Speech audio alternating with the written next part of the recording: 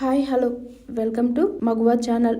Talent ఉన్న కలిసి రాని అదృష్టం. పథకాలు గెలిచిన హోటల్లో సర్వర్గా పేద కుటుంబంలో పుట్టి అనేక కష్టాలు ఆర్థిక ఇబ్బందులు ఎదుర్కొని వెయిట్ లిఫ్టింగ్లో ప్రతిభ కనబరిచి అనేక మెడల్స్ సాధించిన ఆ యువతి కానీ నిజ జీవితంలో మాత్రం కడు పేదరికంతో ఎవరి ప్రోత్సాహం లేక పోవడంతో ఓ హోటల్లో సర్వర్గా పనిచేస్తుంది కుమారి. భద్రాద్రి కొత్తగూడెం జిల్లా ఇల్లందులో కూలి పనులు చేస్తూ జీవించే బండి మల్లయ్య రాజమ్మ దంపతుల ఏకైక కుమార్తె కుమారి.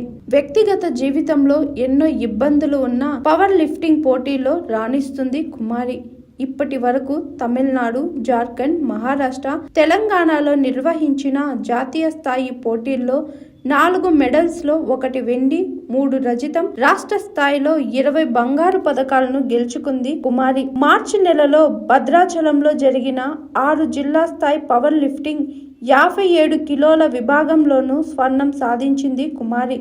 జాతీయ స్థాయిలో తన ప్రతిభ ప్రదర్శించేందుకు సిద్ధమవుతుంది. గత నెల 19న హైదరాబాద్లో Telangana general sports power lifting association ఆధ్వర్యంలో నిర్వహించిన పోటీల్లో 57 కిలోల విభాగంలో ఇల్లందుకు చెందిన కుమారి సత్తా చాటి జాతీయ స్థాయి పోటీలకు ఎంపికైంది. నవంబర్ 8 నుంచి 10 వరకు ఢిల్లీలో ఇండియన్ పవర్ లిఫ్టింగ్ ఫెడరేషన్ ఆధ్వర్యంలో నిర్వహించిన పోటీలలో 57 కిలోల విభాగంలో ఆమె పాల్గొంది.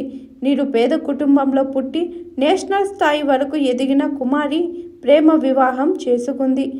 ఆమెకు ఒక కూతురు ఉంది. పేదరికాన్ని వెక్కిరిస్తూ ప్రేమించి పెళ్లి చేసుకున్న భర్త వదిలి వెళ్ళిపోయాడు.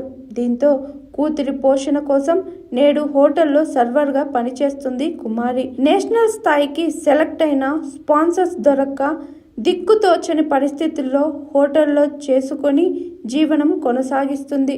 ఇప్పటికే 40 పథకాలకు పైగా సాధించిన కుమారికి పోటీలో పాల్గొనేందుకు అవకాశం వచ్చినప్పుడు ఆర్థిక ఇబ్బందులు ఆటంకంగా మారాయి. తన పేదరిక జీవనాన్ని ఇబ్బందులను గుర్తించి ప్రభుత్వం ఉద్యోగ అవకాశం కల్పించాలని కోరుతుంది కుమారి.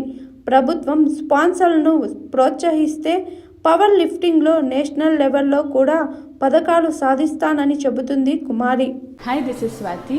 లైక్ చేయండి, షేర్ చేయండి, కమెంట్ చేయండి అండ్ సబ్స్క్రైబ్ చేయండి GR TV. Hi, this is Monica. Please like, share and subscribe GR TV.